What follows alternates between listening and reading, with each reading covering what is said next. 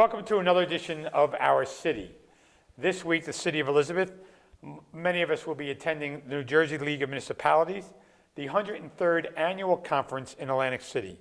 The theme of this year's conference is Municipalities Are Leading the Way. This annual conference is the largest gathering of public officials in the entire country.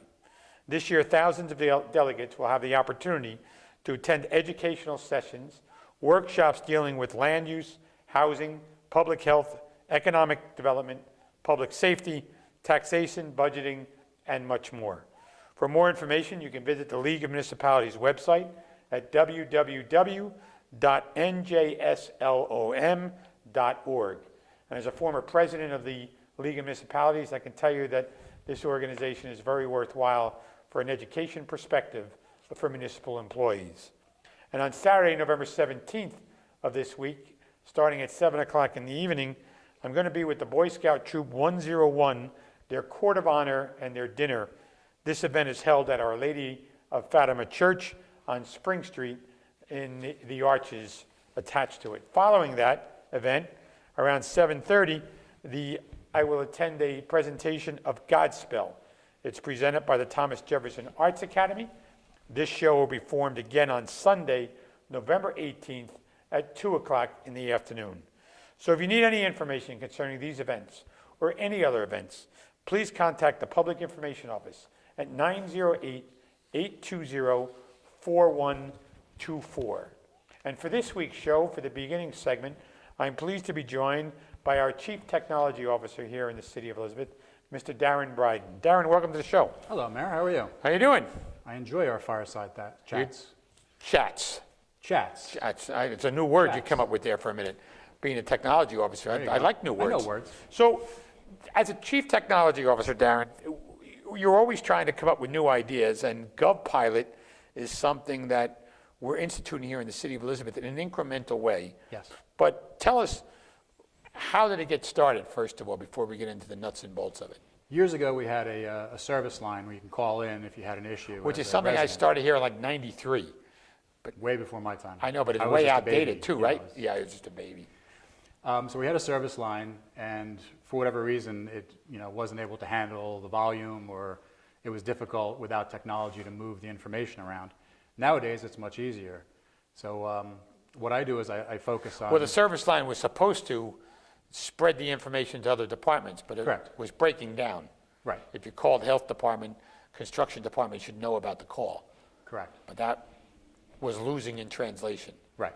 So with GovPilot, it automates those processes.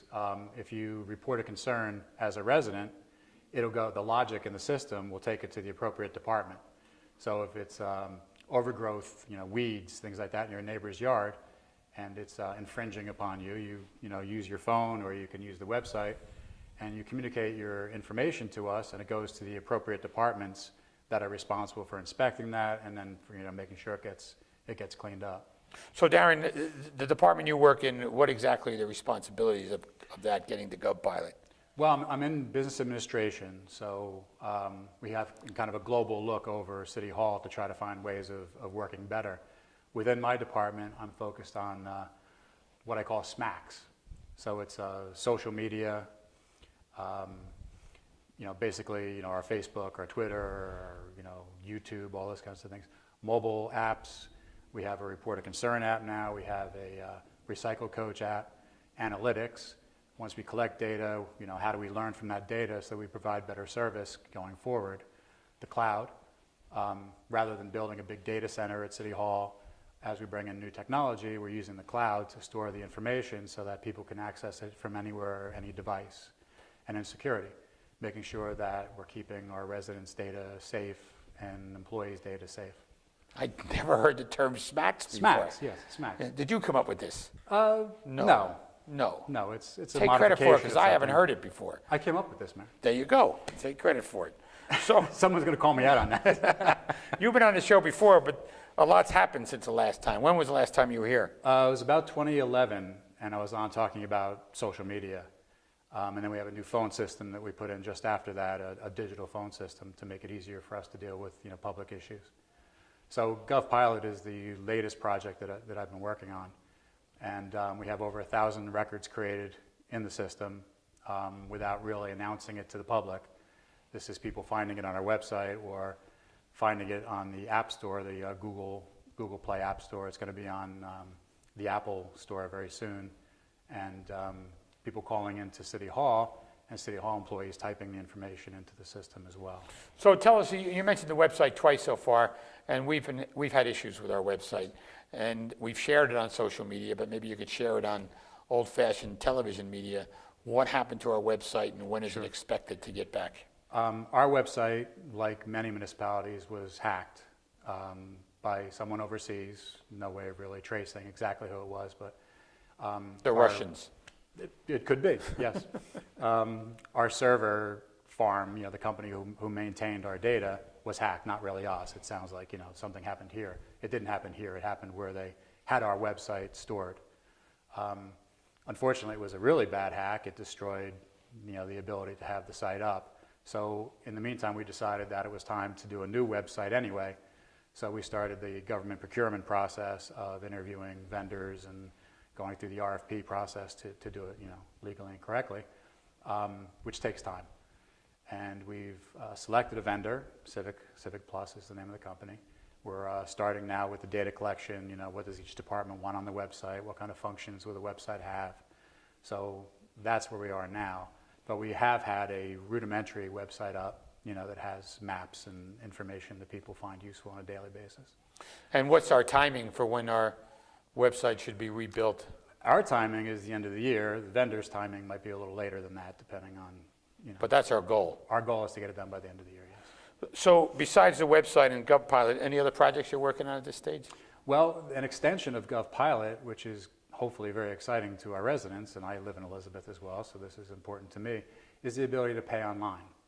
So if I'm applying for a construction permit or a dog license or things like that, I can now soon be able to pay online as I'm using the website. I can apply and then paying a convenience fee or a service fee, a very small fee, from a company, I'm able to use my credit card and just do it online. So the big argument in that for years has always been the convenience fee or the target for using the credit card. Right. The city can't lose the revenue. Right. So now the convenience fee is added. Correct. Right. And this is no cost whatsoever to taxpayers, to City Hall budget. It doesn't come out of our budget. It's all done by a third-party vendor that handles all of the credit card transactions. We get daily reports on the transactions themselves, so we can do auditing. But there's no cost to us at all for doing this. So everybody in City Hall is talking about GovPilot and Elizabeth reports, and sometimes people in City Hall, whenever you change things, they get antsy. Anywhere. Yeah. Not only City Hall, but anywhere. But this is a benefit for our residents. Absolutely. So City Hall has to adjust. But tell us how it benefits the residents. Well, residents get frustrated because of either our operating hours, don't fit into their lifestyle. They don't know who to call at City Hall if they have a problem. They get transferred around to different departments because maybe the person who answered the phone didn't really know that issue and where to send it. So there may be 3 times, you get passed around till you find the right person. So, it's an old-fashioned way of communicating with people. People like self-service. So now it gives the resident the ability to self-serve. They can actually, identify what the problem is and know that it's going to the right department. And they get an email. If they give us their email address, they get an email back saying, thank you for your input. There's a concern that, we're looking at now. We'll send out an inspector. So we keep them in the loop.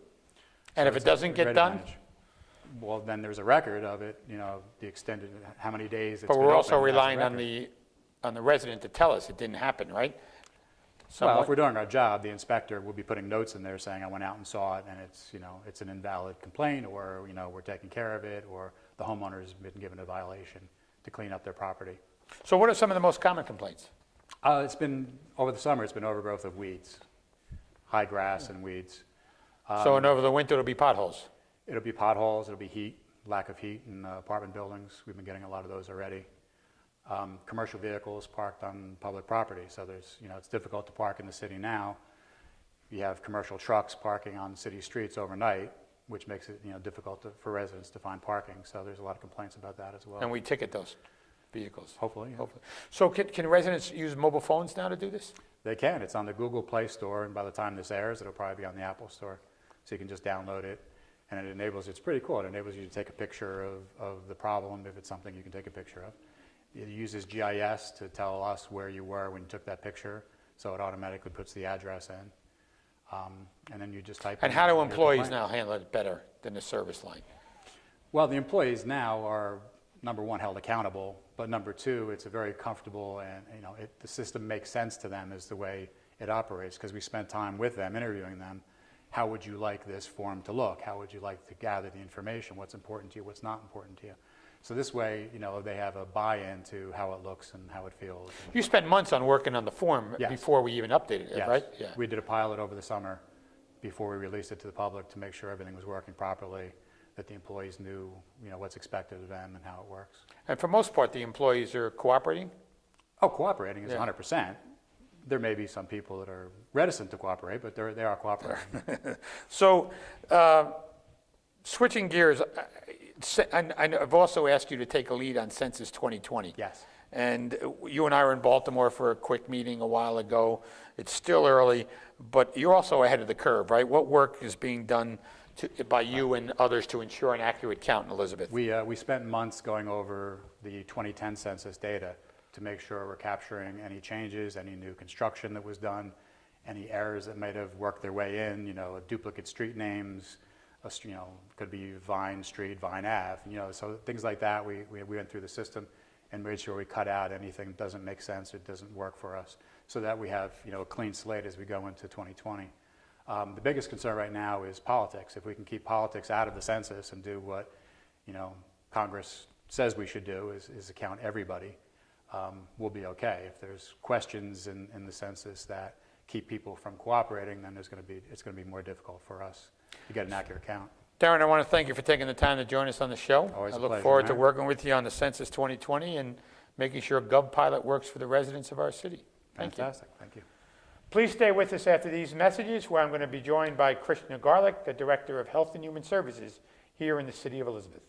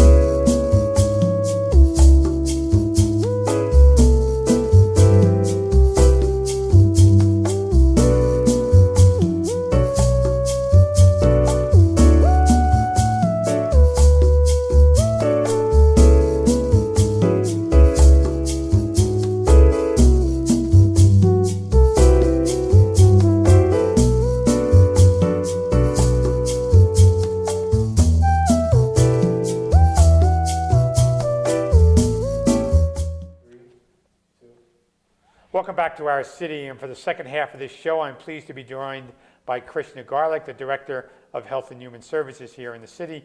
Director, welcome to the show. Thank you. Now, you've been on before. I have. Yeah, so how many years are you with the city now?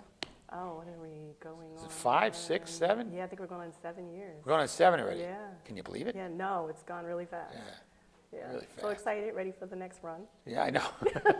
2020. They keep you going. Yeah. So as a Director of Health and Human Services, you're in charge of a whole heck of a lot. Yes. And we'll cover maybe some of that later. But Thanksgiving celebration, first let's talk about Bless Fest. It's something that you host every year. It happened about a month ago. Yes. And you're hosted in the name of your former deceased husband. I So do, tell us about that, because your husband started. Yeah, so Bless Fest, I think this year was our 13th year holding this event in the city. And the City of Elizabeth has always been a huge partner for that event, as well as the Presbyterian Center and IHOP and a number of other entities around the city. And so it really is just an opportunity for community partners to come together to give back to the homeless and to seniors and to people in need. And so on that day at Mount Teman AME Church is the sponsor site where we hold the event.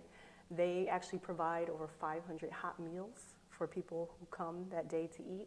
And then we have health screenings that happen by Trinitas, Proceed, our public health nurses. We give out flu vaccines.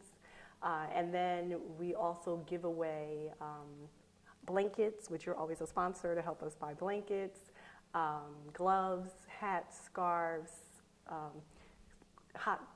cold cereal, juices, anything that somebody might need to kind of get them through the fact that we're moving into colder weather and to kind of prepare for the season. And I go there, and you have a great attendance, too. It is. So It's sad that you have a lot of people using it. Absolutely. But So every you also year, have volunteers, too. we probably get anywhere from 450 to 500 people. This year we had a little over 500 people who came out.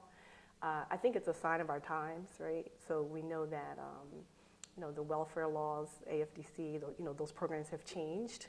So where people could traditionally have qualified for food stamps, it's much harder now to qualify, and so dollars aren't stretching as much as they used to. So we have a lot more people who are in need, especially the senior population. And then the other side is it's really great to see that there's so many people who just care about humanity. We probably get over 100 volunteers every year.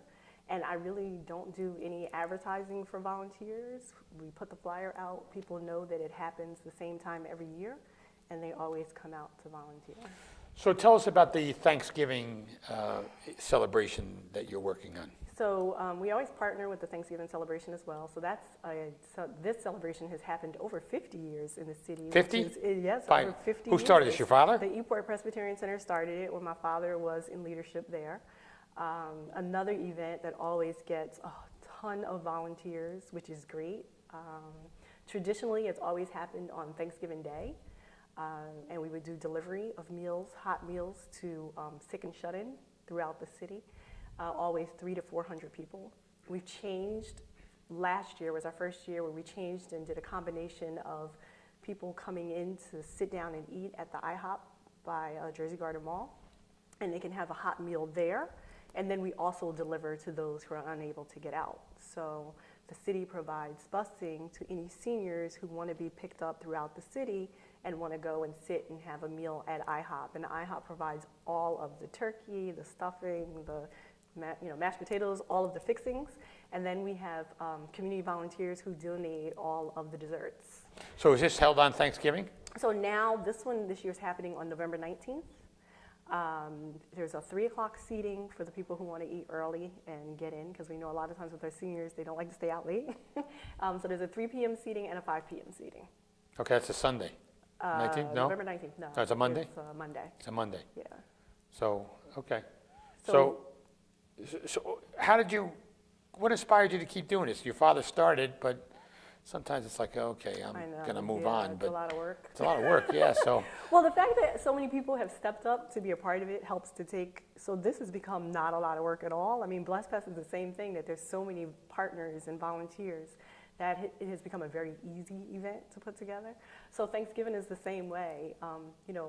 it used to be when my father did this 50 years ago or when we did it 20 years ago, that we would have to get all the turkeys, pick them up from whoever was donating the turkeys, go drop them off at people's houses to get them cooked, figure out who was going to make macaroni and cheese, and assign various tasks. And, so IHOP stepping up as a partner and saying, don't do that, we'll take care of cooking all of the turkeys as well as all of the fixings, is a huge, win for the partnership. So then we can focus on some other things, like making sure that we're really getting the word out to those seniors that are shut in, or to those people who are disabled and who otherwise would not have a Thanksgiving meal, and then be able to go out and donate those meals.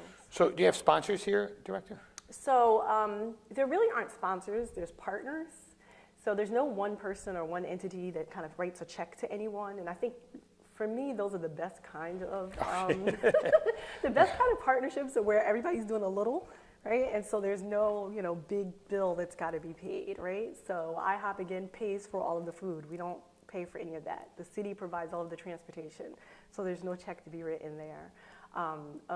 Various organizations come in and maybe provide entertainment for the seniors while they're there, or do raffles of like a Thanksgiving basket or whatever their donation is that they want to add to the event.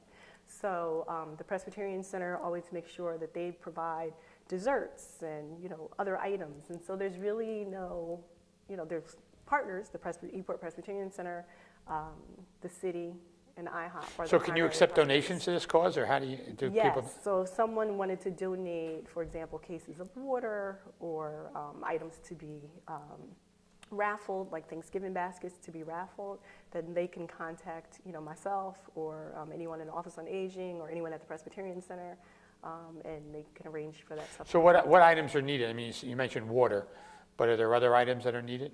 Well, I mean, anything, dessert's always a helpful item, right? Because that's the one item that's not donated by IHOP. The styrofoam containers for delivery are also something that we tend to purchase, so that would be a great delivery donation for someone who wanted to give an item. And do people sign up, like the people that are going to come there for lunch or for dinner that day after 3 o'clock seating or whatever, do they sign up for it? They do, so they could contact the Office on Aging here at City Hall, which is the 908-820-4044, and just say that they want to sign up for the Thanksgiving feeding and which time they prefer, and give information. So it's 3 o'clock and what else? 5 p.m. 3 and 5 at November 19th at the November IHOP. 19th, yes. And then you have, And someone could just show up there as well. they could, They could, yes. yeah, and you'll take care of them. We'll take care of them. So what about the people who you deliver the meals to? Where do you cook all that? So that would be the same food, comes from IHOP. We just, IHOP cooks that they too? cook that as well. Oh. We just have in the back, we set it all up into styrofoams, and then we have a group of people who come and volunteer, mostly from the Presbyterian Church, that come and volunteer and will do the deliveries. So they get a list and they go out and deliver them. So getting all that food cooked by IHOP is a huge. It's huge. It wasn't done that way in the No, past, right? it wasn't. Didn't you do it in like people's kitchens Oh or yeah, something? Right. everyone, like, my mother would have like 3 turkeys in the oven, and I would have cooked turkeys the night before, and someone else would make yams. And then somebody had to cut all those damn And then- turkeys. Yeah, and my father. I do that at he home, and I used to do can't stand that. Yeah, my father That's- used to it's cut a struggle like 10 for me. turkeys. It's Yeah. a lot. It's a lot of work. It is, but now it's great. There's a staff there at IHOP who is so happy to volunteer and be a part of this, and they, And they can cut get a everything knife, up. 1, 2, 3, and cut the Yeah, turkey. they do. It takes Yeah. me, by the time we serve the turkey in our house, it's cold because it takes me so long Like, to just cut gotta it. have hot gravy. As long as the gravy's hot, Then it's going to work, right? or then it's good. Then it doesn't matter. Right. Okay. So IHOP prepares all of the meals, which is absolutely terrific. It is. But in the past, when you did that, I guess that could be a little more fun too, because you, Well, but it's a lot more work. It's a lot more work, so you'd be exhausted. But I mean, it also gave an opportunity for people to get involved, to feel like they were cooking something at home that was going to be used for the community, and that's great. But I think, we've just evolved, right? And so there's a lot of feedings that happen throughout the city, between now and I think the first one is November 8th that the councilwoman's having, right? Right, at the Sampson Center. At the Sampson Center. Right. So and then we have the one that the Lions Club has, which I believe is on Thanksgiving Day. That's at the Sampson Center It's as well. at the Sampson Center as well. So there's a lot of things happening, so I think there's plenty of opportunities for people to get a hot meal as well as get, a basket if they need it. So give us a number where people could call if they wanted to sit for that 3 o'clock or 5 o'clock setting. So they would call that 908-820-4044. So we have a couple minutes left in the show, and I'm just curious to know, as we move into the winter months, the staff is always working with the coalition to shelter the homeless and Operation Warm Heart and keeping things moving. And we actually go out and count homeless people, right? We do. How does that work? I mean, we get volunteers, they actually go out in the middle Yeah, of the so the night. county actually puts that together. It's something that happens statewide. So it's an opportunity to really count how many homeless people are in shelters, how many homeless people are, living on the street, which, unfortunately we do have as a problem here in the city. And we've kind of learned the places to go out and look. We know the places where people will, on the train tracks and other places where people tend to, stay. The homeless problem is significant here. And, again, I think that's just another sign of the times and what we're going through financially, with people who, for whatever reason, have diagnoses that they haven't been able to have a different kind of lifestyle. And what else the health department is working on? Yeah, you're working on children's toys too? Yeah, so we do. We have our winter giveaway that happens every year at the movie theater here in Elizabeth, and so that will be happening again. And so kids, we give away a ton of toys, as you know. I think it's like 800 to 1,000 toys. The movie, there's like several thousand people who are able to come for that movie. And we usually have 2 or 3 showings, right? Yeah, we do. We have 3 theaters that we book for that event. And the movie theater is cooperative The in that. movie theater has been a wonderful partner for years.